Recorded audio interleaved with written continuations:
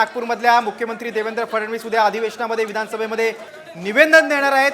त्या संदर्भात आपण आमच्या प्रतिनिधी वैदेही आहेत, आपण तिच्याकडून आणखी माहिती घेऊया। वैदेही, या सगळ्या घटनेचे पडसाद उद्या अधिवेशनात उमटणार आहेत।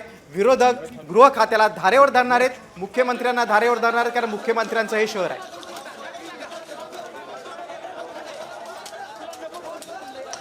नक्कीच आपण बघतोय की खरं तर मुख्यमंत्री देवेंद्र फडणवीस यांची खरं तर उद्या परीक्षा देखील असणार आहे, कारण त्यांच्याच शहरामध्ये इतक्या मोठ्या प्रमाणात जी आहे ती ही गोष्ट सध्या झालेली बघायला मिळत आहे। दंगल सदृश्य परिस्थिती जी आहे ती बघायला मिळत आहे। अतिशय तणावाचं वातावरण जे आहे ते नागपूरमध्ये सध्या बघायला मिळत आहे। त्याच्यामुळे एकूणच जर बघितलं तर विरोधकांना हा आयता मुद्दा मिळालेला आहे आणि औरंगजेबचा मुद्दा हा इतक्या मोठ्या प्रमाणात, इतक्या विशाल प्रमाणात जो आहे तो वाढेल, खरं तर याची कल्पनाही कोणाला नव्हती। मात्र आपण बघतोय की ज्या पद्धतीनं हा मुद्दा वाढलेला बघायला मिळतो आहे, अतिशय तणावाची परिस्थिती संपूर्ण महाराष्ट्रामध्ये सध्या बघायला मिळत आहे आणि त्याच परीनं प्रत्येक समाजाला जे आहे ते काळजी घेण्याचं आणि शांततेचं आवाहन सध्या सरकारतर्फे करण्यात आलेलं आहे।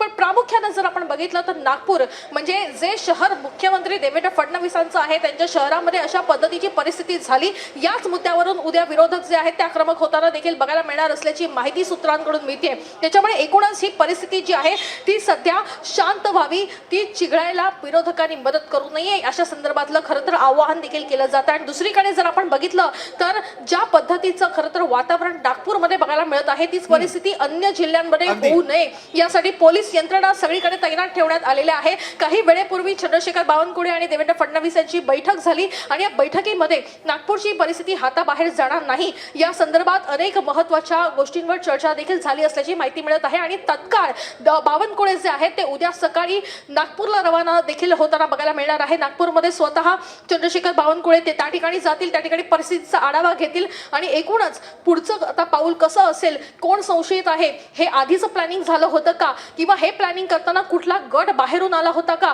असे असंख्य प्रश्न या निमित्तानं निर्माण झालेले आहेत। आणि या संदर्भात खरं तर उद्या बावनकुळे नागपूरमध्ये जाऊन त्या बैठका घेणार आहेत आणि नेमकी नागपूरची हीच स्थिती का, हीच जागा का निवडली या संदर्भात देखील अनेक महत्त्वाच्या गोष्टींवर चर्चा होणार आहे। पण तत्पूर्वी परिस्थिती हाताळण्याचं मोठं आव्हान सध्या सरकारसमोर आहे।